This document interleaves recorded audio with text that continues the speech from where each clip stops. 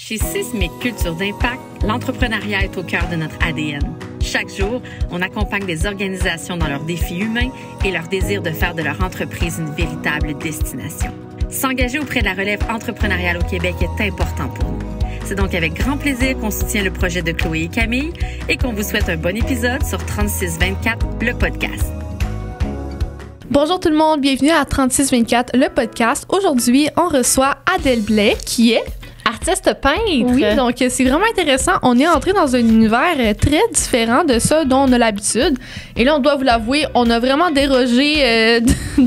Ben vraiment. On n'a pas dérogé parce que ça fait partie de la mission d'Adèle. Oui, exactement. On a un peu dérogé de l'entrepreneuriat, mais on n'a pas dérogé justement de la mission d'Adèle. Exactement. Sa mission de vie, la mission qu'elle a en tant qu'artiste. Oui, exactement.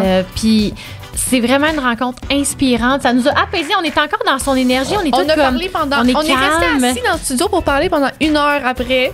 Ça n'a pas de bon sens. T'as pas vu le temps passer, mais on est resté assis 1 heure. Non, j'ai pas vu le temps passer, effectivement. Ouais. Non, c'est vraiment une personne intéressante. C'est doux, puis sa façon d'aborder les choses, peu importe la lourdeur des sujets, c'est vraiment phénoménal. Là. Oui. Sincèrement, elle a vraiment un don. Mais je décrirais Adèle comme une personne nourrissante. Oui.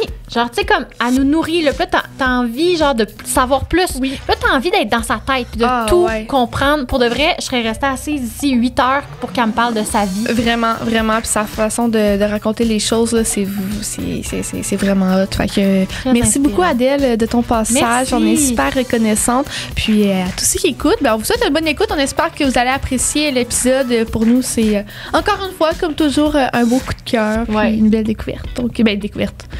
Une belle discussion. Pour moi, une belle découverte. Ouais, Camille, une belle découverte. Donc, voilà. Bonne écoute!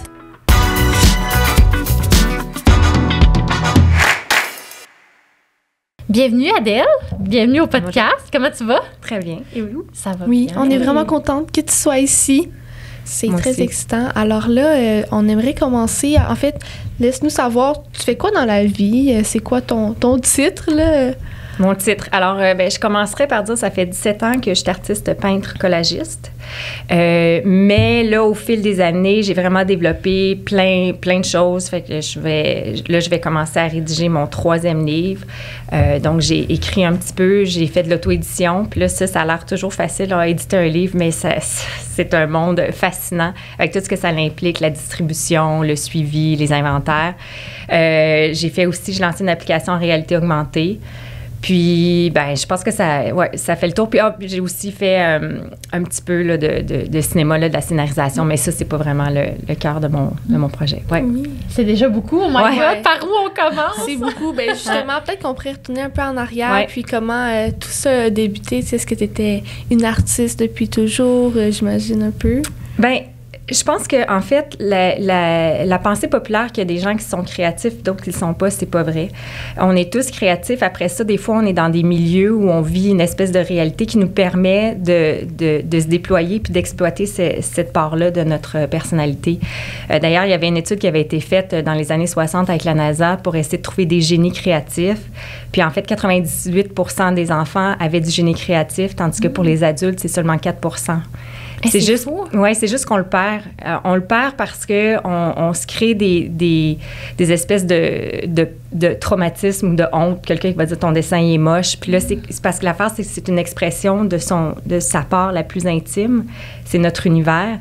Quand quelqu'un va dire c'est pas beau, il y a toujours un espèce de choc. Puis là, on va dire ah non, je suis pas bon. Mais en même temps, moi, ce qui me fascine pour avoir des enfants, c'est qu'on le voit, tu leur donnes un crayon, une feuille de papier, comment ils font pour savoir que c'est ça qu'il faut faire? Ils vont se mettre naturellement à dessiner. De la musique, ils vont se mettre à danser, à chanter. C'est que, franchement, la créativité, ça fait partie de ce qu'on est. C'est pour dire que j'étais dans un milieu de vie qui encourageait cette partie-là de ma personnalité. On dirait que c'est comme aller de soi, mais après ça, dire « Ah, moi, je vais être une artiste », là, ça a été un long processus. Ça m'a pris 27 ans avant de pouvoir l'assumer. Oui, c'est ça. Fait que t'as eu la chance d'être entourée de personnes qui t'encourageaient à comme exploiter cette partie de toi, tu sais, de la mettre de l'avant, puis te laisser aller dans la créativité. Ouais. Puis, mettons, ton parcours académique, comment ça s'est passé? Bien là, c'est ça. Tu sais, c'est comme, il y a toute la beauté d'une sphère, puis il y a l'enjeu de l'autre côté. En fait, je viens d'un milieu très, très marginal, toute seule avec ma mère, un peu isolée du monde régulier. Fait que, tu sais, toutes les conventions de société normale, ou comment tu agis en société, vous voyez, je savais même pas qu'on vous voyait les gens. J'étais comme en vase clos un petit peu. Mais en même temps, c'est un milieu super éclaté, super excentrique, qui vivait dans une structure normale, tu sais, dans le sens que... Oui, c'est ça. Puis quand je suis arrivée à l'école régulière, pour moi, pourquoi porter une camisole en dessous d'un chandail quand tu peux le porter par-dessus, ça costume, tu sais? Fait que, et puis je portais toujours des jupes par-dessus mes pantalons ou j'arrivais costumée à l'école. Puis chez moi, dans mon milieu de vie, tout ça, c'était permis parce que c'était une expression de mon jeu, mais... Disons, dans une école où j'avais encore des bonnes sœurs qui enseignaient, ça cadrait un peu moins bien. C'est sûr. C'était quelle école? L'école Brébeuf à Sherbrooke. OK. Ouais. Fait que tu as commencé au primaire quand même à l'école régulière. À l'école régulière, oui. Mais ça s'est pas super bien passé. J'étais arrivée là, il parlait de Jésus. Je savais même pas c'était qui ce gars-là. On faisait des prières. Tu sais, j'étais vraiment complètement en retrait. J'apprenais. C'est comme, en fait, le parallèle que je préfère, c'est un peu comme si j'étais immigrante puis je débarquais. Je parlais la langue peut-être, mais je comprenais. J'avais aucun point de référence sur ce que c'était la société. C'est que quand les collectifs, en fait, l'école alternative s'est ouverte quand j'étais en 3e année, ma mère m'a changé d'école. C'était super, mais c'était vraiment une idée flyée de parents, flyés, grano. Je me rappelle, là, dans les rencontres du CA, les enfants étaient là, puis on avait un droit de veto, fait que pour le choix de l'école. C'est tellement hot, par exemple. Oui, le choix de l'école, là, du nom de l'école, en fait, les enfants pouvaient voter, fait que nous autres, on avait décidé que ça allait s'appeler la carotte magique. Oh, wow! Par chance, il y a des gens qui sont intervenus, puis ils ont changé ça. Ils ont appelé ça les collectifs. Ça a été merveilleux. Là, je pense que c'est vraiment, j'ai pu exprimer toute ma personnalité. Il y avait des gens, c'était vraiment mélangé. Là. Il y avait des gens avec des légers handicaps physiques, mais aussi intellectuels qui étaient là dans la classe. Puis il y avait comme pas de division. Il n'y avait pas d'élite. C'était juste comme plein de gens ensemble. Il y a quelque chose de super beau. Quand j'étais en 4e année, on a fait un voyage en France, 2 semaines. Partir sans nos parents. On a tout monté le financement à vendre des brosses à dents. C'est fou, c'est quelque chose. Oui, récupérer le papier chez les gens. On se promenait, tu sais, quand j'y repense, 9 ans, j'avais cogné aux portes toute seule, je vendais mes brosses à dents. On ramassait les bouteilles. Fait que, tu sais, il y avait plein d'expériences comme ça, mais sur le plan académique, j'ai rien fait. Rien. Fait que quand je suis arrivée en 6e année, j'étais au niveau de 3e année. Oh! Ça a dû être un clash? Oui, là, finalement, j'ai doublé ma 6e année. J'étais allée dans une école régulière, mais je me rappelle... Parce qu'il fallait que tu passes des exigences du ministère, c'est pour ça que... Bien, j'étais au niveau de 3e année. C'est ça. Je savais pas pronom, je savais pas c'était quoi, je suis je savais à peu près additionner, mais c'était à peu près tout. Ça fait que c'était vraiment... Tu sais, j'ai réussi à me débrouiller parce que finalement, probablement, ma force, la créativité, parce que la signification de la créativité, c'est de prendre 2 idées qui existent déjà puis créer une nouvelle idée au milieu. Puis je pense que ça m'a permis de comprendre, de trouver des mécanismes. J'ai beaucoup triché aussi en 6e année pour pouvoir passer mon année. Mais c'était ma façon d'être créative. J'ai passé, mais après ça, tu sais, quand j'étais à l'école secondaire, j'étais dans des classes d'appoint, là, avec les élèves les plus capotés, là, tu sais, les gens qui se promenaient accrochés au plafond, faisaient des courses à relais, sur les pupitres. Mais en même temps, c'était sans jugement. C'était juste un accueil de tout ce qui était, sans attente. C'est vraiment, je pense que ça m'a aussi donné des forces parce que si tu rencontres la personne au-delà de ce qu'elle a l'air ou du milieu d'où elle vient, puis... Puis quand tu étais au secondaire, est-ce que tu as été capable de rattraper ton retard ou plus ou moins? Pas vraiment.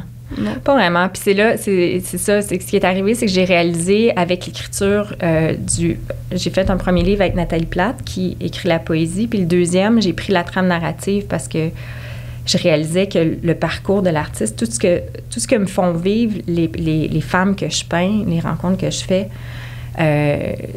ça a un impact sur ma vie, ça m'enseigne des choses, puis je me transforme au fil de ces rencontres-là. Fait que j'ai voulu faire la trame narrative, donc j'ai écrit. Puis c'est en écrivant que j'ai réalisé que... on dirait que je le savais, mais c'est venu en pleine phase. J'ai été une analphabète fonctionnelle pendant toute ma jeunesse. C'est quand j'étais ici à Montréal, à 27 ans, j'étais incapable de lire à voix haute. Je m'accrochais dans tous les mots, puis c'est parce que j'avais développé des techniques pour deviner les mots en fonction du sujet, puis justement, tu pognes des idées. Bon, c'est un sujet, ça doit être ce mot-là. Puis je me suis fait la lecture à voix haute dans mon lit à tous les soirs quand j'avais 27 ans. Mais encore... Tu me dis, lis un texte à voix haute, là, j'ai la panique, je me mets à suite partout, j'ai chaud, j'entends les tambours dans mes oreilles, je suis dans un état de panique, là. C'est très difficile encore. T'as comme pas appris à lire fluidement, puis écrire, ça va ou... Bien, écrire, il y a l'autocorrecteur qui est déjà pas pire, là. Oui, c'est ça. Mais je pense que, tu sais, souvent, le plus gros travail, c'est de prendre conscience du problème, puis après ça, de travailler à faire le changement. Puis ça a été ça, tu sais, du moment où j'ai compris que je savais pas lire, que je voulais savoir lire, je voulais savoir écrire, que je voyais une utilité vraiment grande, puis que c'était vraiment un désir, bien là, à partir de ce moment-là, j'ai vraiment fait les efforts. Puis honnêtement, je pense que finalement, aujourd'hui, j'écris à peu près aussi bien, sinon mieux, des fois que les gens... Tu parles vraiment bien. Ben, genre, jamais on pourrait deviner que tu as ce parcours-là, parce que, tu sais, en tout cas, à mes yeux, ta façon de t'exprimer est un peu au-dessus de la moyenne québécoise, là, tu sais. Ouais, vraiment. Vraiment, t'as fait un beau chemin, quand même. Ben, peut-être que c'est une motivation intrinsèque solide, là, de vouloir apprendre puis de te mettre à la tâche aussi, là, tu sais, versus t'es un enfant, t'es obligé. Tu sais, ça devient une obligation, ça devient plus une motivation ou une espèce de désir de te dépasser, là, tandis qu'à 27 ans, quand tu te rends compte, oh my God, tu sais, j'ai besoin de ça pour avancer dans ma vie, ben là, c'est plus fort, je pense, comme motivation. Oui, puis en même temps, des fois, je pense qu'on se fait un drôle de portrait, peut-être des gens qui sont en alphabet fonctionnel. Je pense qu'il y en a beaucoup plus qu'on pense. Puis des fois, il y en a qui sont à l'université aussi, parce que je me suis rendue à l'université, même sans savoir vraiment écrire et lire. Puis j'étais pas la seule, tu sais. C'est pas juste, des fois, on va se faire un portrait ça va être des gens d'un certain milieu. Je pense que souvent, les gens vont rester peut-être... vont garder une certaine difficulté parce qu'ils ne sont pas dans un milieu qui les amène à avoir envie d'apprendre ou stimuler l'apprentissage. Mais moi, j'étais vraiment dans un milieu ici très artistique déjà. C'était mon milieu. Fait que l'intérêt était là rapidement. Puis c'était juste comme c'était dans mon angle mort. Wow! Je voulais jamais aller dans les librairies. Je me mettais à paniquer quand j'étais dans les librairies parce que ça me confrontait à tout ce que je pouvais pas faire, finalement.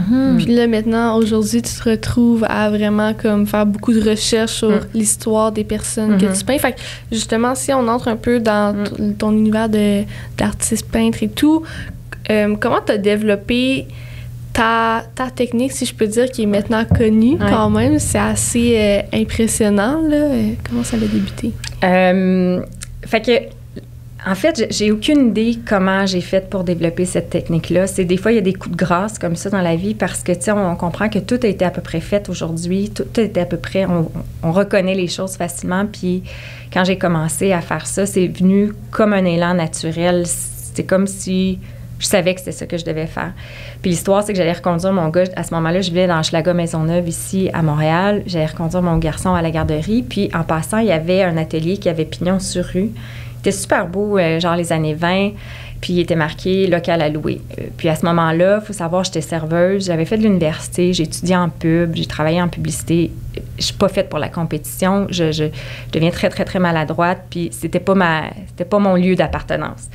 Puis là, j'étais retournée serveuse parce que j'aime cette rencontre-là où, naturellement, ça donne des forces parce que tu rencontres... Je sais pas, il y a comme une rencontre directe, là, tu sais, sans flafla, sans... Puis, j'ai appelé le gars, j'ai dit « Allô, je fais de la peinture, je voudrais peut-être louer ton appartement, puis pas ton appartement, ton atelier. » Puis là, il me demande quel genre tu fais encore. Puis à ce moment-là, je le savais pas trop, c'était confus, j'avais comme à peu près pas d'œuvre. Puis là, finalement, on s'est parlé. Puis pour moi, ça a été une super belle indication parce que ça a été une rencontre de cœur, une rencontre d'humain à humain. Puis dans la vie, maintenant, c'est là-dessus que je carbure. C'est toujours des rencontres d'humain à humain. Après ça, que tu sois multimillionnaire, que tu sois le président du monde, ça m'importe peu.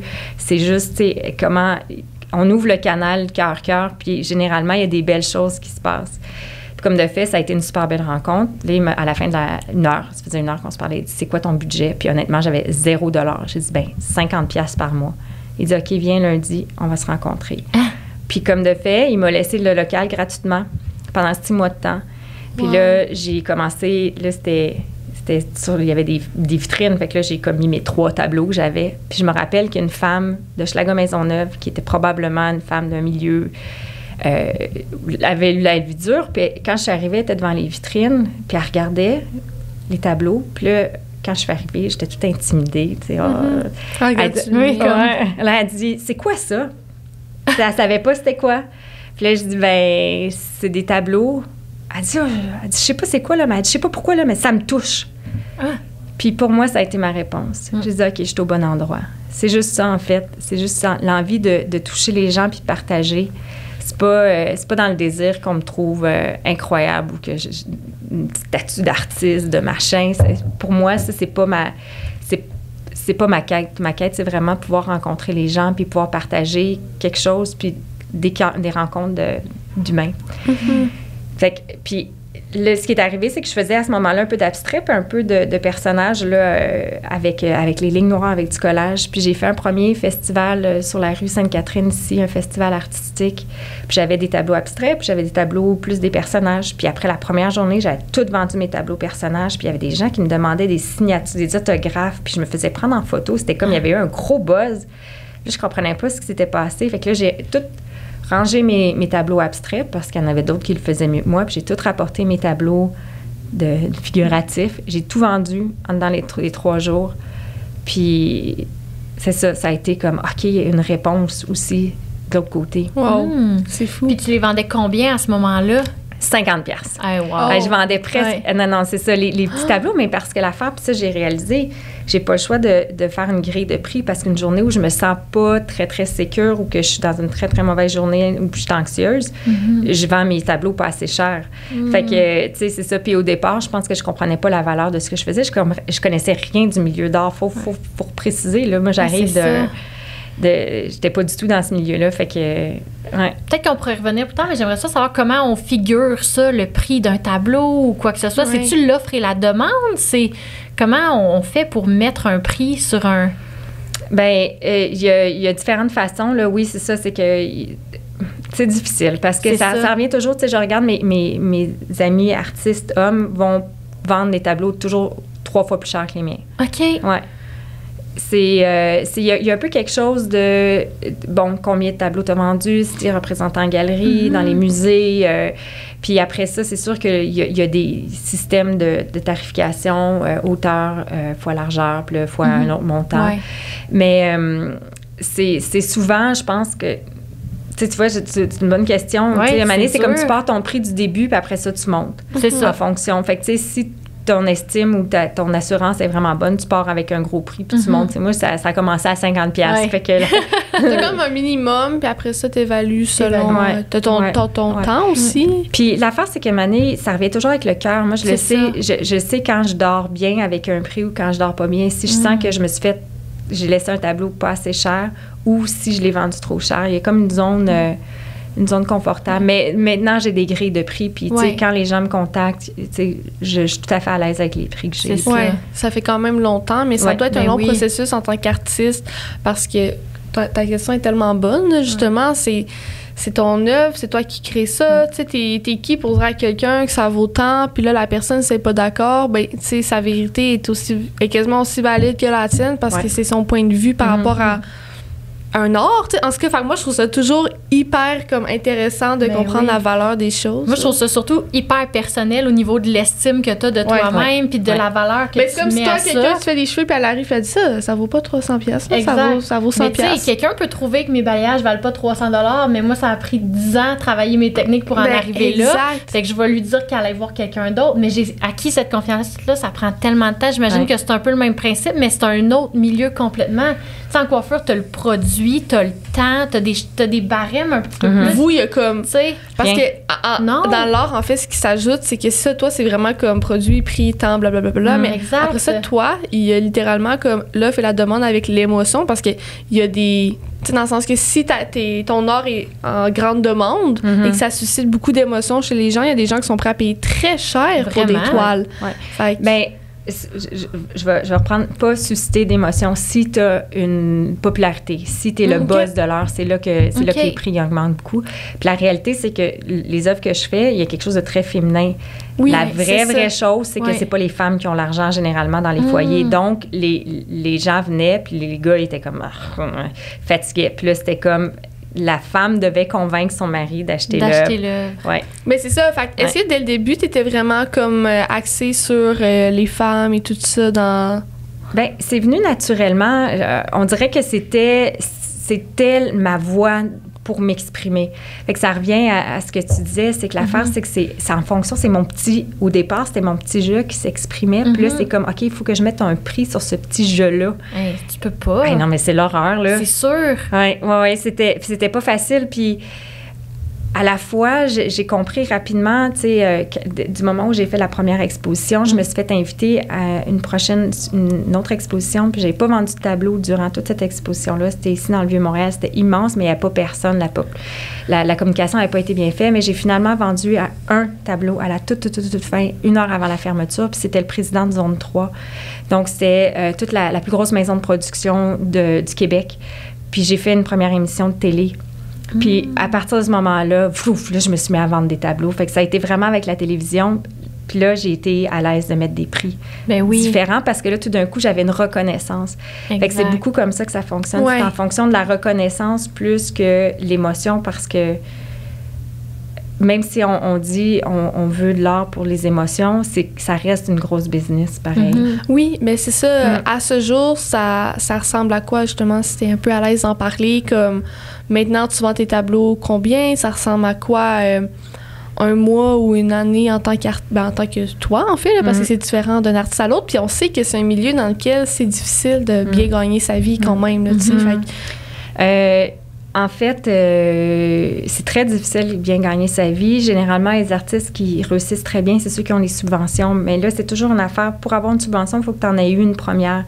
C'est que le processus, il est long. Moi, je commence à rentrer là, dans cette boucle-là. Avant, j'ai jamais eu de besoin. Je réussissais à vendre par moi-même, un tableau à la fois. Mais là, j'ai une fatigue aussi parce que je suis rendue, j'ai 47 ans, j'ai plus tellement le goût de faire une vente à la fois. Fait que, mais c'est pas facile d'obtenir les subventions, puis surtout avec un projet qui est quand même féminin. Moi, j'ai l'impression qu'il y a une résistance parce que le féminisme, il y a quelque chose comme de racoleur aussi. Ah oui, c'est le sujet de l'heure. Puis à la fois... le fait que je fais toujours aussi le même style, je suis pas en exploration artistique, fait que je peux pas vraiment rentrer dans des catégories du calque, c'est pas facile. Bon, tout ça pour dire que mes années ont vraiment varié. Honnêtement, au départ, je calculais pas ce que je faisais. Je travaillais beaucoup au noir, dans le sens que, tu sais, ils me payaient comptant. Fait que j'ai jamais su, mais mes rapports d'impôts, ils étaient pas fabuleux, là. C'était en bas de 30 000. Par contre, depuis que je suis engagée plus sérieusement, là, ça a été vraiment des montants autour de 150 000 par année.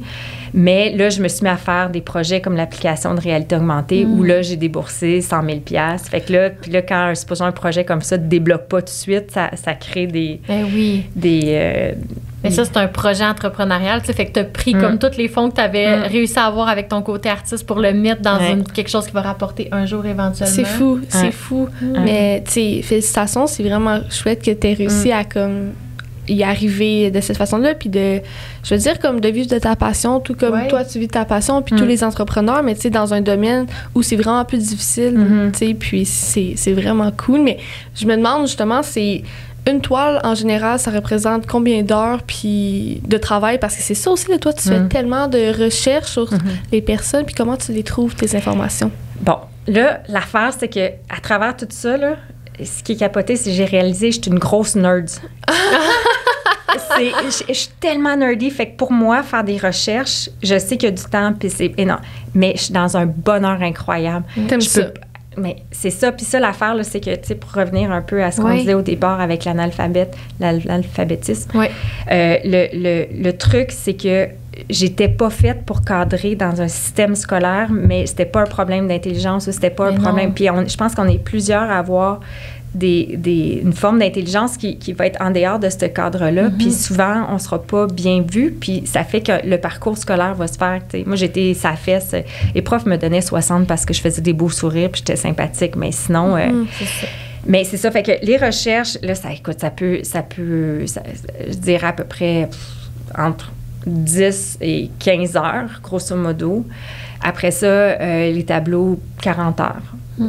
À peu près. Une toile, c'est ça. Ouais. Puis là, moi, j'ai une question parce que là, je connais pas trop ton modèle d'affaires. Là. Moi, je connais rien. Fait que je me mets dans la peau d'un auditeur. Puis toi, dans le fond, tu rencontres des femmes. T'es comme, cette femme-là est vraiment inspirante. J'ai envie de la peindre. Je vais faire une recherche sur cette femme-là. Puis ensuite, je vais la peindre. C'est ça que tu fais.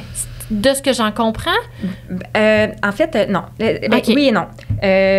Ce qui est arrivé, c'est un peu comme, tu sais, les choses se présentent un moment donné dans la vie. J'ai toujours fait des femmes, puis j'ai plusieurs vieux tableaux qui étaient marqués « Histoire de mère »,« Histoire d'une femme »,« Histoire de ci ». Puis finalement, l'histoire, le raconter une histoire, ça a toujours fait partie de ma vie. Puis l'intérêt vers l'histoire, j'ai commencé à être bonne à l'école quand j'étais allée au Cégep du Vieux-Montréal. J'avais des cours d'histoire avec des profs passionnés qui racontaient l'histoire, qui ne faisaient pas nous étourdir, nous écraser avec des dates, puis des faits, puis des ci.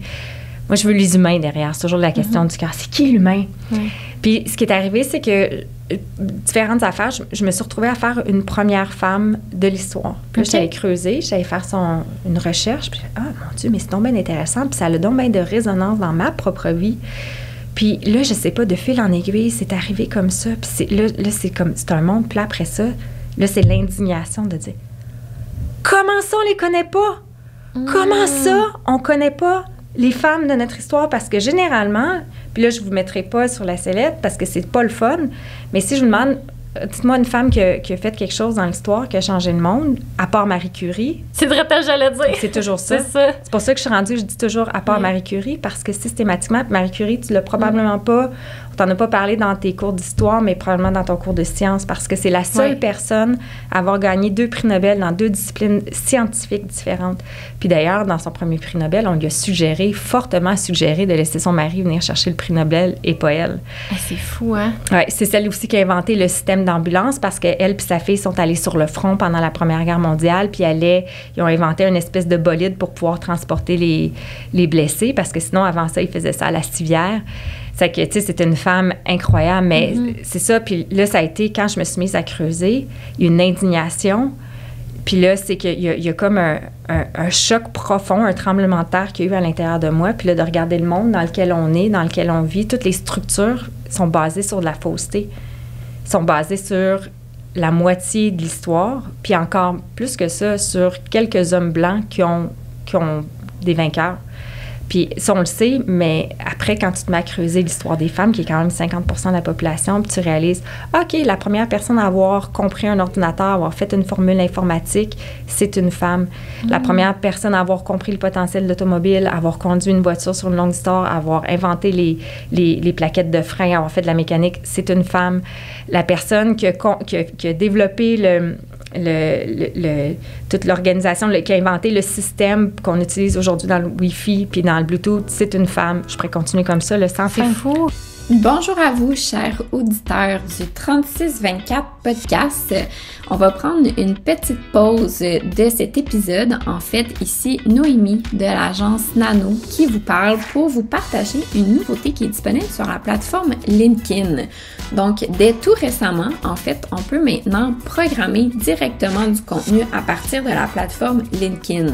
Donc, avant, il fallait toujours passer par une tierce plateforme qui était souvent payante, puis il y avait également souvent des bugs. Donc, c'est un super bel ajout que LinkedIn a fait pour eux, puis c'est super simple à utiliser. Je vous explique comment faire. En fait, vous allez sur votre profil personnel ou votre profil d'entreprise, puis vous créez une publication comme vous le feriez normalement. Ensuite, il vous suffit de sélectionner l'icône d'horloge pour choisir la date et l'heure de publication. Et voilà, le tour est joué.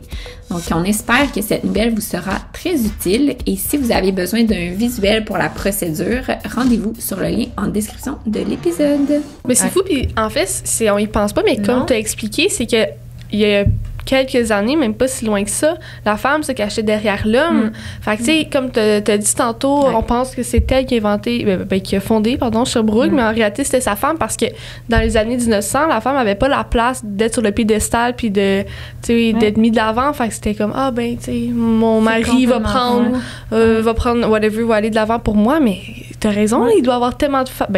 Il y a tellement de femmes qui se cachent derrière plusieurs inventions, accomplissements, progrès. On n'est pas au courant de tout ce que tu viens de dire. Moi, non plus. Je ne savais pas. Puis est-ce que ça me rapporte à...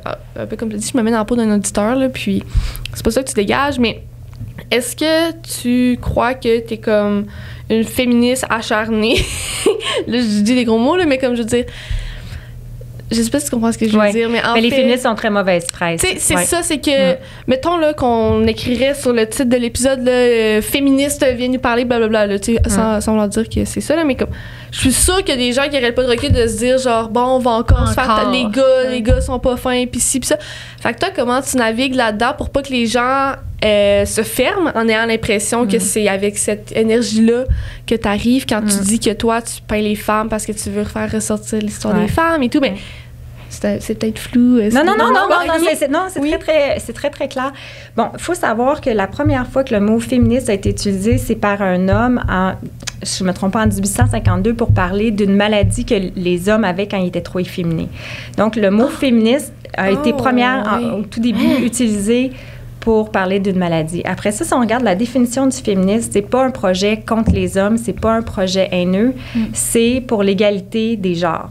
C'est ça. Point. L'égalité. Fait que, est-ce que je suis féministe? Oui. L'égalité des genres, 100%. Même que je comprends pas pourquoi qu'on n'a pas été égal. C'est quand même... Maintenant, j'ai compris parce que j'ai fait les recherches, puis j'ai vu que c'est avec la sédentarisation, mais là, ça, c'est tout un autre sujet. Non, parce que j'aime profondément les hommes, j'aime profondément les femmes, j'aime les humains. C'est ça. Que c'est pas un projet pour ou l'autre. Puis les hommes, généralement... Parce qu'au départ, il faut savoir que je me suis retrouvée dans plusieurs situations inconfortables où les gars venaient me voir, puis, tu sais, parce que déjà, là, ça change beaucoup, hein. En 50 ans, comme tu dis, juste il y a 5 ans encore, le mouvement féministe, avec le mouvement #MeToo, je pense que ça l'a ébranlé beaucoup. Puis tout d'un coup, on est plus entendu. Mais quand j'ai commencé mon projet, il n'y avait pas encore tout ça. Puis je me suis retrouvée dans des situations inconfortables où je devenais un peu... là, moi, j'ai des choses à dire. Voici ce que je vis. Là, vous êtes là, vous chialez, Puis il y avait quelque chose de très négatif. C'est plus comme ça. Mais moi, ce que j'ai constaté, c'est que les hommes qui viennent me voir et qui me disent, tu sais pas, mais les hommes, nous aussi, on souffre. Puis à chaque fois, ce que j'ai constaté, c'est que ces hommes-là qui viennent me voir, c'est des hommes qui sont très sensibles à l'histoire, sont très sensibles aux injustices, sont très conscients des injustices qu'il y a eu à travers l'histoire, qui ont un côté sensible à l'intérieur d'eux, qui essaient d'exprimer, mais il n'y a nulle part dans la société où il y a des modèles où on montre ces hommes-là, humains, qui vivent des émotions. Parce que, tu sais, j'ai eu un gars, j'ai eu une fille, mon gars pleurait autant pour les mêmes raisons que ma fille. C'est avec le conditionnement de la société où un jour, il a décidé qu'il n'avait plus le droit.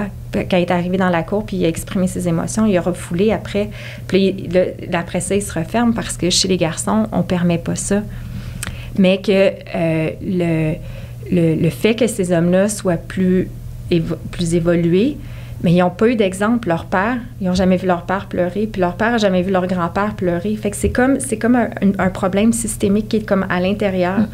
Puis c'est ces hommes-là qui sont les plus sensibles, qui disent, mais voyons, moi aussi, là, je souffre. Mais en même temps, ils pointent du doigt les femmes quand peut-être qu'ils pourraient regarder le système dans lequel on vit, qui est complètement dysfonctionnel pour eux. De quoi tu peux pas avoir des émotions? Mais c'est ça. Mais je pense, ça se peut-tu que ça soit quasiment rendu ancré dans notre ADN tellement c'est puissant. C'est sûr que c'est tellement ça fait des années là, que ça devient naturel pour que les enfants dans le cours d'école, les petits gars se permettent pas nécessairement de pleurer à partir de quoi, 7-8 ans. Mettons le fils à ton chum, il tombe. Là. C'est pas une flèche, mais c'est sûr, ton chum, il le relève. Ah ouais, continue. Tu continues de courir. Mais en fait. Mais ça serait une fille, on ferait pareil. Là. Ben oui, puis non. Oui, puis non. Sincèrement, en tout cas, moi, je sais que je vais. Oui. C'est sûr que nous, on élève 2 gars, là. Fait que c'est ça, mais tu sais, mettons, en fait, j'ai eu la chance de justement m'asseoir avec Adèle pour une entrevue, comme j'ai fait avec toi pour un projet de recherche, puis tu m'as donné un exemple qui a vraiment résonné en moi, puis tu t'expliquais que, mettons, les milléniaux et générations plus vieilles, donc plus votre tranche d'âge et tout, sont encore un peu dans le, tu sais, l'homme doit être plus dominant, puis ça, mais pour leurs filles, ils veulent, tu sais, comme dans le sens qu'eux, ils veulent encore être peut-être plus dominants dans un couple. OK, je généralise, là, mais pour leurs filles, ils espèrent autre chose, tu sais, puis ils vont jamais dire à leurs filles, là, toi, faut que tu sois soumise à ton mari, là. Pourtant, ils veulent encore que leur femme s'assure que la maison, tu sais, elle prenne soin de la maison, puis ils veulent faire un peu plus de sous. Fait que mon point avec ça, toi, tu l'expliquais peut-être mieux quand tu me l'expliquais, là, mais c'est justement qu'il y a une évolution qui est en train de se passer parce que il y en a encore qui sont là-dedans, mais je pense que les générations à venir, les parents essaient de leur transmettre autre chose que ce qu'eux ont. Ben, parce que l'affaire, c'est que la réalité, c'est drôle parce que j'étais allée dîner avec un ami, homme, qui, lui, justement, là, quand j'ai dit le mot féministe, là, je l'ai vu, il s'est retiré, les yeux un peu dans les airs. Puis là, je dis, mais toi, t'as un gars puis une fille. Il dit, oui. Je dis, trouves-tu que ta fille est moins intelligente que ton gars? Il fait non. Je dis, mais supposons, vas-tu l'encourager à faire toutes les études qu'elle veut faire? Puis là, oui. Puis supposons qu'elle travaille puis qu'elle gagne 30 ou 20 de moins juste parce que c'est une femme. Puis là, il fait. Bien, je dis, c'est grâce à vous que le mouvement féministe est en train de prendre toute son ampleur. Oui, il y a eu tout le travail des femmes enragées, là, celles qui ont fait la mauvaise presse des années 70, mais aujourd'hui, ce système-là d'égalité, pourquoi là, vous avez des micros? Parce qu'on s'entend, il y a 50 ans, vous n'aviez pas le droit d'avoir ça, des micros. Moi, je le vois juste avec les femmes, même les femmes m'achètent des tableaux, maintenant, sans être obligées de demander à leur mari. Il y a toutes des petites subtilités comme ça qui se sont passées. Et maintenant, les hommes achètent mes tableaux. Ils assument qu'ils ont le droit d'être, d'avoir envie de l'acheter. Oui, qui sont touchés par la démarche, qui sont touchés par l'histoire, qui sont touchés par l'humaine derrière, pas parce que c'est une femme et qu'ils ne se sentent pas concernés, ils sont touchés parce que c'est... là, ça a été démontré là, dans la science là, que les traumatismes transgénérationnels, c'est jusqu'à 8 générations. Fait que, tu sais, que tu sois un gars, si ta grand-mère a vécu telle chose juste parce que c'était une femme, parce qu'on se comprend, on a été identifiés inférieurs juste à cause de nos organes sexuels. Après ça, c'est fou. Puis, mais si, supposons que ta grand-mère a vécu plein de traumatismes juste parce que c'était une femme, on porte ce bagage-là aussi Clairement. Ouais. Puis moi, je pense que c'est ancré en nous parce que je t'en avais déjà parlé un peu, Cam, mais tu sais...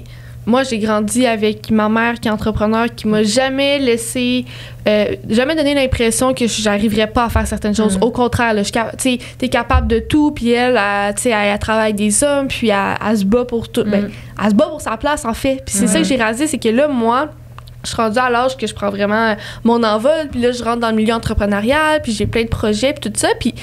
je réalise qu'alentour de moi, c'est vraiment plus mes amis gars qui ont ce point commun. Et, tu sais, j'adore mes amis filles, mais ils sont moins axés sur des projets entrepreneuriales. Fait que je suis comme, OK, déjà là, je le vois que la femme prend un petit peu moins cette direction-là. Puis là, après ça, je m'assois avec mes amis gars, puis autant que je sens qu'ils me respectent, puis que jamais ils me font sentir inférieure, moi, je sens qu'il faut que je leur prouve que juste parce que je suis une fille, il faut que je fasse mes preuves plus que, tu sais, j'ai plus d'attentes envers moi-même juste à cause de ça. Puis je suis comme, mais pourtant, il n'y a jamais personne qui me dit que j'étais capable de moins. Fait que moi, je crois qu'en ce moment, c'est ancré en nous, là, parce que je le ressens, puis pourtant, c'est avec des gens qui me respectent, puis je suis dans un milieu, dans un environnement où la femme est au même piédestal que l'homme. Fait que... Mais, tu sais, toi, tu as un exemple vraiment particulier parce que ta mère, tu sais, ce que tu as vu, je le vois avec ma fille aussi, son engagement dans le monde, sa façon de parler du monde, d'exprimer ce qu'elle vit, d'exprimer la compréhension qu'elle a du monde, et ça n'a rien à voir avec la majorité des filles. D'ailleurs, des fois, elle vit un genre d'isolement. Mes 2 enfants ont vécu ça parce que c'est qu'ils se retrouvent un peu moins avec les gens de leur âge parce que leur niveau d'intérêt ou de conscience, parce que autant chez le père que chez moi, on parle énormément de politique, sociologie. Ouais. Mais l'affaire, c'est que tranquillement, pas vite, ça vient, mais les super-héros, tu sais. Le modèle des super-héros, c'est celui qui va sauver le monde, qui n'aura pas d'émotion, qui va être plus fort, plus puissant.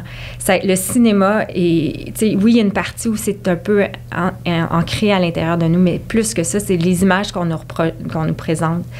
Des femmes carriéristes qui réussissent, on les voit pas tant que ça dans la télé, dans les films, parce que souvent, les films, la tête d'affiche va être un homme. Les super-héros, comme tu viens de dire, c'est tous des hommes. C'est comme Batman puis Batgirl qui a avec sa petite jupe qui court en arrière. Tu sais, puis c'est ça que je trouve un peu dommage, c'est que à travers tous les mouvements féministes actuels, c'est que, comme tu as mentionné tantôt, il y a comme celles qui sont acharnées puis qui font en sorte que l'homme voit ça, certains hommes voient ça comme un peu négatif. Tu dis tantôt, ton ami, tu mentionnes féministe, circule puis comme, parle-moi pas ça pendant une heure de me raconter que les hommes sont dans... tu sais. Mais c'est pas ça, sauf que ce côté ressort facilement quand même pour les gens qui ne comprennent pas réellement c'est quoi être féministe. Tu sais. Puis moi, j'aime beaucoup ton énergie puis ta façon d'en parler parce que j'ai vraiment pas l'impression que tu pointes les hommes du doigt. Puis c'est qu'eux aussi ont tellement une belle part des choses à faire et qui ont fait. Là, tu sais, les hommes de nos jours, comme tu dis, s'assument de plus en plus du fait qu'eux aussi care pour la femme, tu sais, puis qu'ils comprennent pas pourquoi on n'est pas tous égales, mais... Je trouve ça plate qu'il y ait quand même eux qui vont, ceux qui sont de l'avant dans les médias, puis que là, des fois, c'est moins positif et tout. Mais c'est en train de changer, là, je pense. Oui, je pense que c'est un peu, tu sais... je vais faire un parallèle, puis après ça, je sais pas c'est quoi votre position là-dessus, mais tu sais, supposons... moi, je le savais pas, il y a 6 mois, je savais pas que l'intersexe, il y avait des gens qui étaient intersexes. C'est quoi ça? Ben voilà. C'est capoté. Ce qui est capoté, c'est que c'est 2 % de la population. Okay. Ça, c'est prouvé là, scientifiquement. 2 % de la population, donc il y a autant de roux qu'il y a d'intersexes. Okay. C'est des gens qui, soit par leurs organes génitaux, c'est pas clair si ils peuvent être classés féminin ou masculin, soit le système hormonal ou soit les chromosomes. Tu viens au monde, il y en a vraiment qui viennent au monde avec les 2 sexes. C'est ça qu'on appelait des chimelles? Non. Non, c'est pas ça, là. Non, mais ça, je sais pas c'est quoi, là. Non, chimelle, ça serait, mettons, toi, t'aurais un organe masculin, mais t'aurais l'air d'une balle. OK, parfait. Mais, c'est différent. En fait, ça peut quasiment... oui, c'est un peu ça, ouais. C'est juste que ça peut s'exprimer dans les hormones ou... Ouais, chimelle, ça a dans une les connotation hormones, sexuelle, genre... mais ça. c'est vraiment... Puis en ce moment, comment ce processus est géré, là, si je me trompe pas, c'est encore ça, c'est que si un bébé vient au monde avec les 2 sexes, ils ont comme 3 mois, les parents, puis les médecins, pour déterminer lequel on coupe ou on referme, je vais dire ça de même. C'est fou quand même. Fait que là, ils vont dire, après 3 mois, on croit que c'est un homme, donc on va tout fermer la partie génitale femme, puis ça grandit, puis finalement, elle a des seins, t'es un peu dans le mal, genre...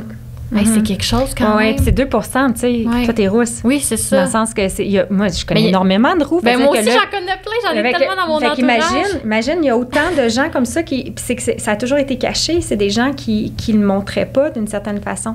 Ça pour dire que ça challenge parce que l'affaire, c'est que si tout d'un coup, il y a cet éventail-là de gens qui existent en dehors du binaire, en dehors de l'homme puis de la femme, ça menace un peu ces campements-là de l'homme puis la femme. Puis on s'entend que dans le binaire, le seul genre qui a vraiment profité de ce binaire-là, c'est les hommes, parce que les hommes étaient dominants, tu sais.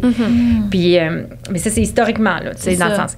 Mais c'est un fait, là. Bref, des fois, tu sais, je vais en parler avec des gens, puis il y a certaines personnes qui vont être dérangées, puis ils me sortent toujours l'exemple, puis là, c'est là où ça peut être un piège. Ils me sortent l'exemple de la personne qui a changé, qui était une femme, qui est devenue un homme, qui a décidé d'avoir un enfant, puis que finalement, tu sais...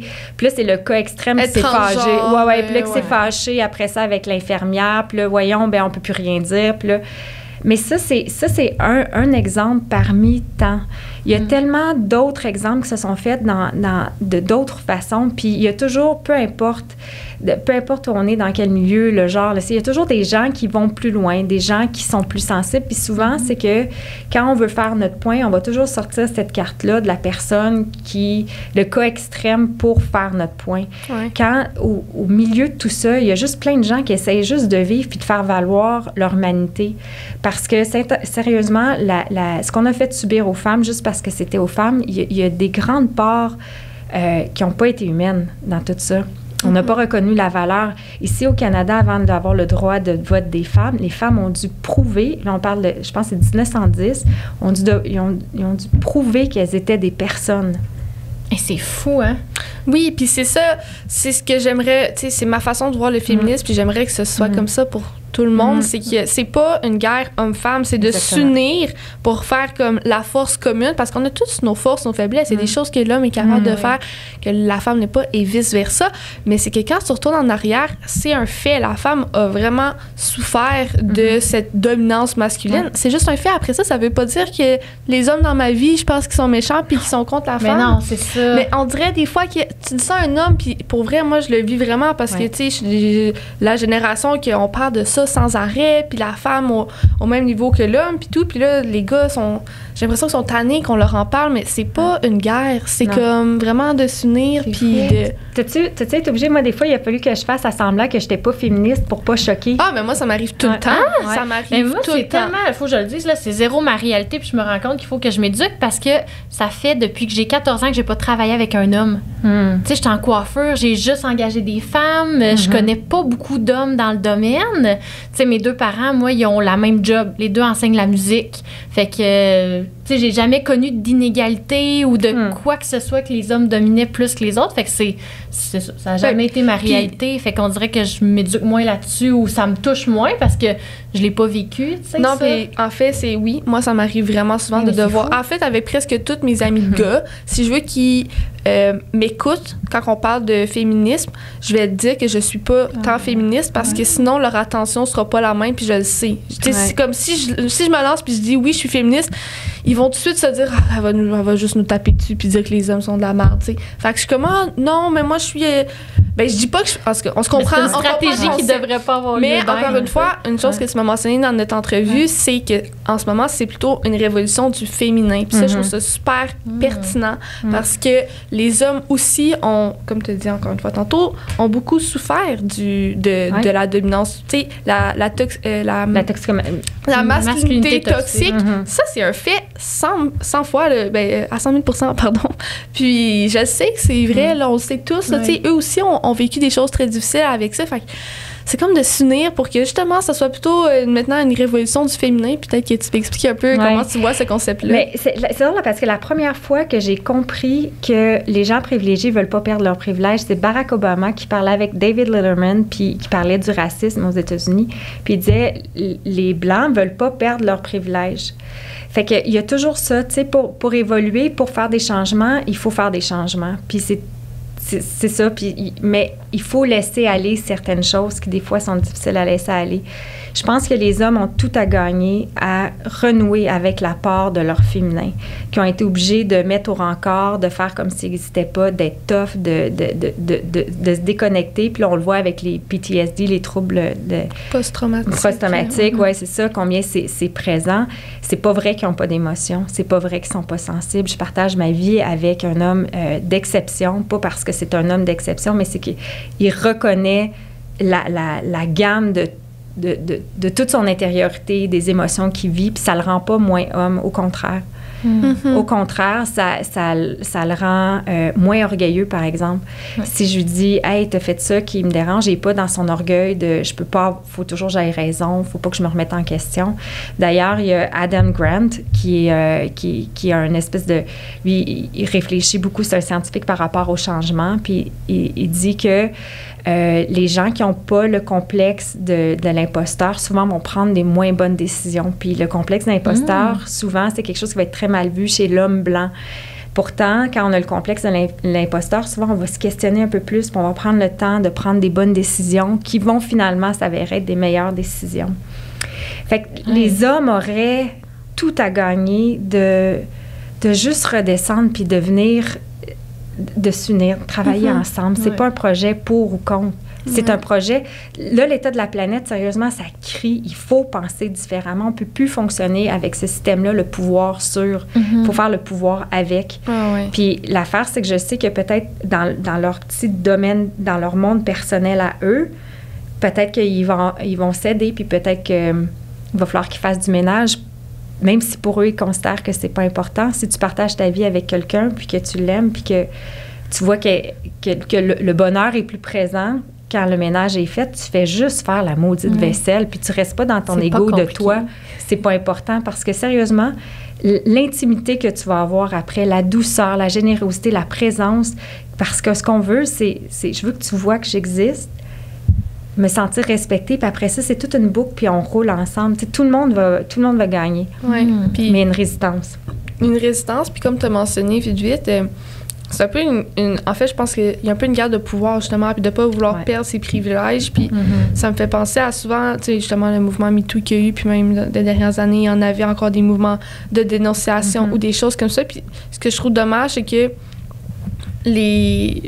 les gens, je ne veux pas nécessairement dire les hommes, laissent beaucoup passer des choses par peur, justement, de perdre la face devant leurs amis, puis tout, parce que c'est beaucoup d'efforts de s'assumer. Tu sais, mettons, hey, on est tous déjà allés dans un party ou dans un événement où on voit il y a un gars qui fait un truc un peu weird, puis tout le monde ferme les yeux parce que je veux vraiment être la personne qui, là, va de l'avant puis se bat contre ce qui vient de se passer, mais c'est ça qu'il faut faire, tu sais, puis ça revient à beaucoup de causes en ce moment sur notre planète, en fait, parce que ce soit social ou économique, environnemental, whatever, les gens, des fois, sont un peu, je veux dire, lâches, là, tu sais, puis on ils osent pas, en fait. Ouais, c'est ça. Ça revient un petit peu à de la lâcheté de se dire, moi, j'oserais pas dire non ou aller de l'avant. Mais faut le faire en ce moment. Parce que là, il faut que les choses y changent, là, sincèrement. Puis, ben, c'est pas toujours dans la lâcheté, là, tu sais, je veux pas que les gens pensent que c'est ça que j'en pense, parce que des fois, c'est des situations très difficiles, là, tu sais, encore une fois, peut-être que ça vous est déjà arrivé, un gars qui vous touche d'une façon inappropriée, puis hey, n'importe, tu sais, moi, si je parle de ça, mon chum, il me dit, ben, si ça arrive, tu le frappes. Puis je suis comme, hey, essaie, toi, de frapper quelqu'un qui t'effrôle, puis que ça te fait sentir mal, mais qui t'a juste effrôlé. Fait qu'est-ce que tu lui dis, tu sais? Tu vas dire, voyons, t'es bien. Mais c'est sûr que ça dépend. Là, moi, ça m'est arrivé dans mon cercle d'amis, puis moi, je suis la fille qui crie, mais j'ai été élevée de même. Ma mère m'a toujours dit, tu sais, il faut que tu ailles un gros salaire, faut jamais que tu dépendes d'un homme dans ta vie. Puis, tu sais, comme ça a toujours été ça, le discours que j'ai entendu. Fait que quand au secondaire, un gars essayait de me pognasser, là, hey, je te dis qu'il revirait de bord, puis mais après, mais ça, c'est moi. Oui, mais quand c'est dans un milieu professionnel, comment j'aurais agi avec quelqu'un supérieur à moi, pas genre un ami que je sais qui veut joker, mais que moi, je trouve pas ça drôle, j'y nomme. Tu sais, un patron qui fait ça, ça doit être tellement confrontant, là. Ouais. Je pense pas que j'aurais réagi de la même manière. Je suis convaincue que non. Non seulement ça, mais là, tu donnes un exemple comme quoi. Là, on est rendu dans un sujet. Ouais, mais tu donnes un exemple où, tu sais, quelqu'un, mettons, un gars me tape une fesse, là. Hey. Ça, c'est ça, je me retourne puis je suis comme, ben voyons, qu'est-ce que tu viens de faire? Mais un gars qui t'effrôle, là. Ouais, ça, c'est pas la même chose, quand il t'effrôle, t'es genre, là, je vais me retourner, je vais dire qu'est-ce que tu viens de faire, il va dire de quoi tu parles. Ah, c'est vrai. Dans un bar, là. Fait que moi, je trouve que c'est tellement délicat, puis ça m'énerve parce que je suis comme, je veux pas que ce soit une guerre. Mais là, faut que tout le monde fasse un effort. Là. Genre, en tout cas, bref. Fait que... ben, c'est ça. Puis c'est que l'affaire, c'est que moi, je pense que ça passe par l'éducation. Puis c'est toujours ça que je cherche à faire. Parce que si je suis capable de prouver que dans l'histoire, il y a eu des injustices, puis je peux te démontrer, tu sais, là, vraiment avec des preuves, voici ce qui s'est passé, ça veut dire que là, tout d'un coup, ça va donner de la crédibilité à quand tu te fais frôler. Tout d'un coup, tu vas être plus crédible parce que si on connaît vraiment l'histoire, on va, reconnaître la valeur des femmes, 2, reconnaître la valeur la valeur des valeurs féminines, du féminin, pas juste des femmes, mais tu sais, ce côté-là, parce que c'est ça qu'on tasse son balai de côté, tu sais, c'est trop de sensible, trop d'émotions, trop de ci, trop de ça, tu sais.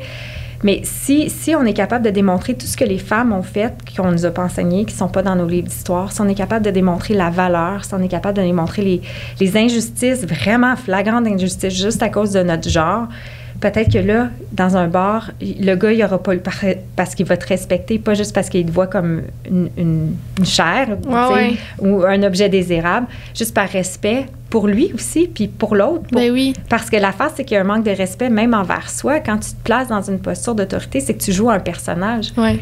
Tu fais le boboy. Vraiment, c'est vraiment. Fait que, mais mettons qu'on revient un peu à toi. Ton art. Mais ça fait partie du fondement de ton art, par contre. Exactement, c'est ça. Fait que moi, je trouve ça vraiment inspirant, l'histoire derrière tes œuvres, puis ta recherche. Est-ce que c'est la lecture que tu fais toujours? Ou? Ah bon, là, OK. Fait que là, je fais de la recherche. Oui, je fais de la lecture, mais il y a de plus en plus sur Internet. Ça, c'est incroyable. C'est comme à un clic. Là, je peux avoir des vidéos, je peux avoir là, j'écoute toujours des balados. En plus, j'ai le luxe de faire un travail où j'écoute toujours des balados historiques, des balados sur la science derrière, telle chose, le bonheur. Puis c'est que l'affaire, c'est qu'il y a toujours une indication. Tu sais, supposons que j'écoute un balado sur la science derrière le changement. Mais il y a toujours, à un moment donné, quelque chose qui va ramener aux femmes, à l'histoire, ainsi. Fait que, tu sais, partout où je vais, finalement, je ramasse des informations. La créativité. Oui, exactement. Ceci, quand je fais le tableau d'une femme, c'est vraiment, je vais chercher de l'information partout. Des fois, je vais avoir lu un livre. Des fois, ça va être des émissions de radio, tu sais. Plusieurs choses. Ouais. Puis après, ce que tu fais, est-ce que tu fais un texte qui accompagne toutes tes œuvres ou c'est par rapport... Parce que là, je sais pas à quel point tu as vu les œuvres d'Adèle. Mais moi, j'ai vu les œuvres, j'ai vu le livre, mais sur le web, là. Okay. Je les ai pas vus en vrai. Mais t'as vu quand même. Fait que tout est connecté un peu avec les livres, c'est comme un recueil. Mais les mots que tu mets dedans, comment tu fonctionnes par rapport à ça? Tout ce qu'il y a dans la coiffe est en lien avec l'histoire de cette femme-là. Mon impression de cette histoire, de son parcours, puis après ça, des mots-clés aussi. D'ailleurs, ici, on appelle ça le doigt de l'ange, là. C'est comme... parce qu'en fait, c'est le premier endroit dans le visage humain, ça part d'ici. Tout le visage, c'est comme une espèce de cercle, puis c'est que la base du visage est là. Fait que généralement, je mets un mot très significatif ici. Mais c'est ça, fait que tous les collages, tout est en lien avec l'histoire de la femme. Puis oui, je vais me faire des points de référence. Après ça, on dirait que je l'imprègne comme... Je le vis. Il y a quelque chose de spécial aussi. Quand on est dans un état de création, c'est pas mon jeu qui s'exprime. Tu sais, je pense qu'au début, c'était peut-être ça. Tu sais, c'était mon petit jeu qui se permettait de créer. Maintenant, je suis rendue dans une démarche où j'ai plus besoin d'exprimer mon jeu. Je me mets vraiment au service de cette histoire-là qui est vraiment, vraiment plus grande. Je suis juste un passage. Fait que quand je crée, il y a quelque chose, des fois, de...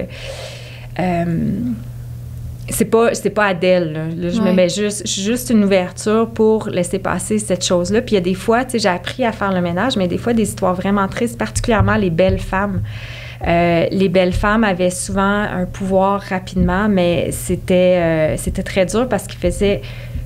leur pouvoir existait que dans le regard de l'autre, puis en vieillissant, peut-être pour ça qu'on a autant peur de vieillir, c'est qu'ils perdaient leur pouvoir. Puis généralement, les femmes finissaient très mal, isolées, avec beaucoup de drogue, des suicides. Quand la chirurgie plastique est arrivée, ça a été des femmes qui se sont toutes refaites faire. Fait que, tu sais, c'est drôle, autant on valorise beaucoup, beaucoup l'apparence physique. Moi, je l'ai vu dans l'histoire que souvent, c'est les femmes qui terminaient... des histoires tristes, puis là, les abus sexuels, je vais arrêter d'en parler, c'est l'enfer, là, ça.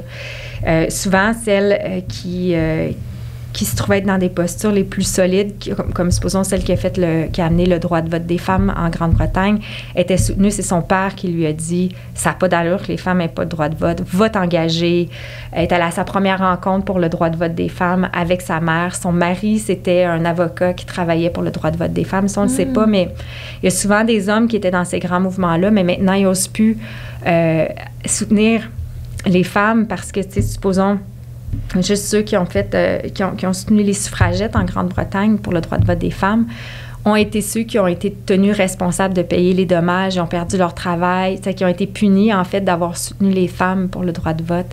Fait qu'il y a eu plein de mécanismes, un peu comme le lynchage aux États-Unis quand l'esclavagisme a arrêté, des mesures pour intimider les hommes à pas soutenir les femmes dans leur désir de s'affranchir un peu. Fait que là, Quand tu peins, tu racontes l'histoire. Oui, c'est ça. Fait que là, je parlais des... Tu sais, t'es comme transporté par cette émotion-là qui t'appartient pas nécessairement. Oui, il a fallu que je fasse du ménage parce qu'il y a des histoires vraiment tristes. Comment tu fais pour faire le ménage? J'ai su que ça m'affectait. J'ai su qu'il faut juste que je fasse un passage. Puis après ça, je referme. Puis après ça, je rentre, ça devient juste de la théorie, tu sais.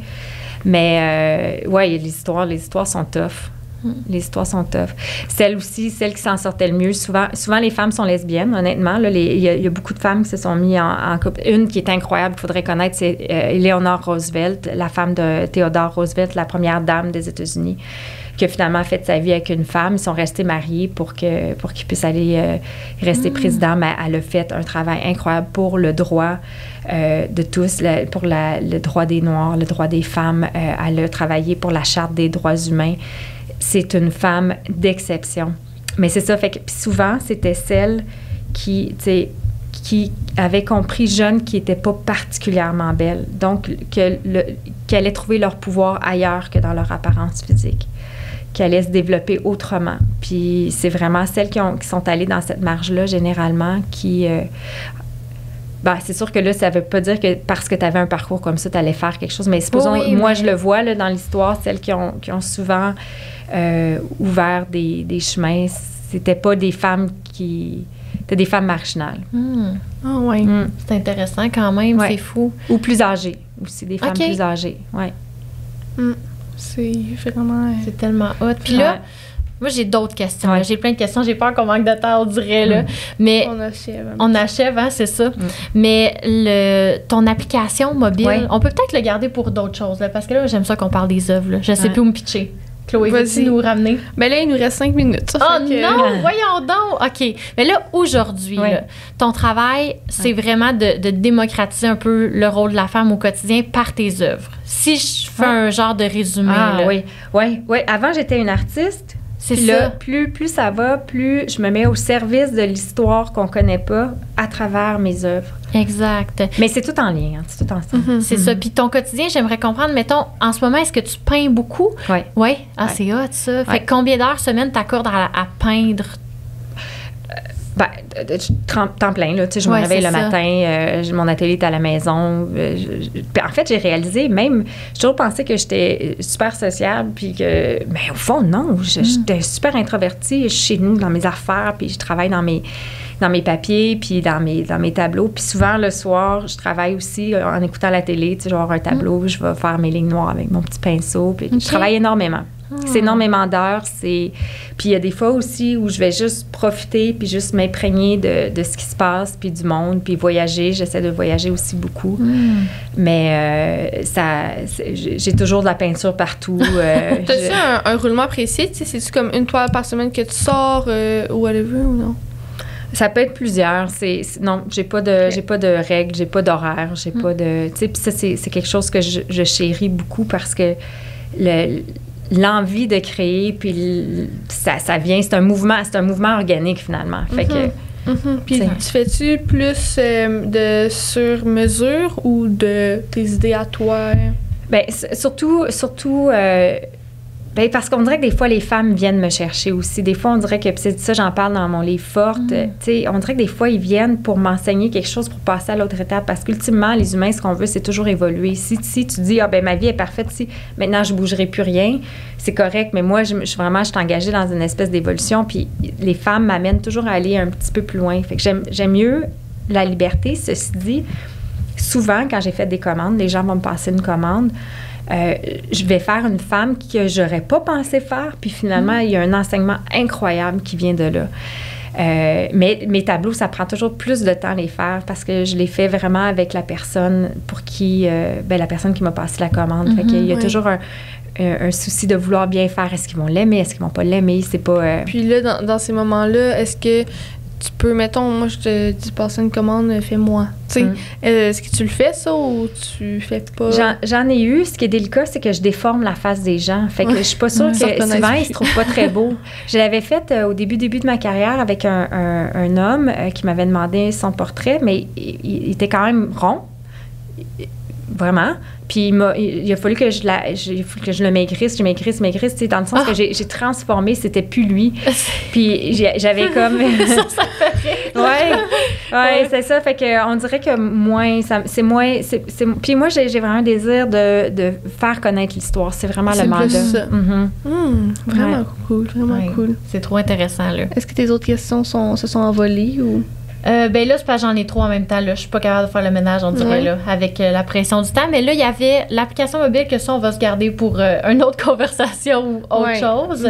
Là, ton quotidien, on l'a On l'a travaillé le quotidien, je pense. Puis, est-ce que, écoute, si on pourrait terminer avec ça, là, si on retourne vraiment au plan entrepreneurial, est-ce que tu as défini ton branding, ton marketing, ton équipe, as-tu des employés comme... Oui. C'est sûr que je me sens pas business tant que ça. C'est sûr que je fais des choses... J'ai une formation en publicité, fait que j'ai l'impression que ça reste toujours... Oui, j'ai une employée, je sais pas si je peux l'appeler ma coordonnatrice, mais c'est même pas on dirait que c'est la coordonnatrice. Je pourrais pas arriver à tout faire, gérer les inventaires des livres, des lithographies aussi que je vends énormément.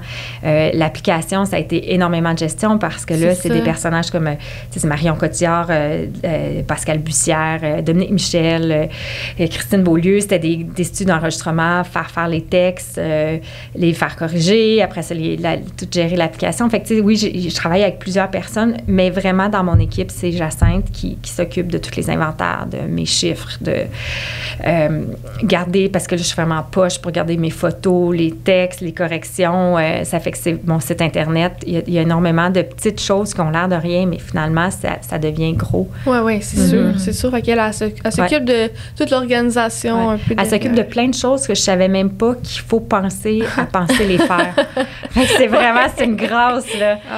Puis là, dans ces moments-là, moi, je peux vraiment me concentrer à juste avoir des idées, parce que ça, je suis pas pire. Je suis bonne en idées. J'ai des bonnes idées, tu sais, puis ça vient facilement, mais après ça, les mettre en pratique, je suis capable de toutes les initier, puis je suis capable d'aller chercher des contacts, puis des ci, des ça, mais après ça, le day-to-day, le pratique, c'est pas ma tasse de thé tant que ça. Je suis moins bonne. Mais c'est souvent ça, dans les gens qu'on reçoit, tu sais. Écoute, c'est ça. C'est différent d'une personne à l'autre, mais c'est certain que un profil plus créatif, souvent, ça va moins avec organisation pointilleuse. Non, on va dire ça de même. Mais merci beaucoup de ton passage aujourd'hui. Puis pour conclure, tu sais, justement, où est-ce qu'on peut te retrouver? Là, tu as mentionné ton livre, je sais pas si les gens ont compris, mais tu as écrit 3 livres ou 2? Là, je vais mettre sur le 3e. OK, c'est ça. Moi, j'en ai 2 chez moi. Les livres, genre Renaud Bré, à peu près toutes les librairies. Ou sinon sur mon site. L'application est disponible sur Apple. Ça, c'est toute une autre affaire, l'application. C'est un autre projet. Ça, je serais intéressée de venir en parler parce qu'il y a vraiment quelque chose de particulier qui s'est passé dans ce projet-là. Mais puis après ça, je pense qu'à partir de mon site Internet, là, beaucoup de collaborations avec des gens de Houston, un peu partout. C'est ça. Merci de ton temps. C'était vraiment intéressant. Puis on te souhaite une belle journée. Vous aussi. Bonne journée.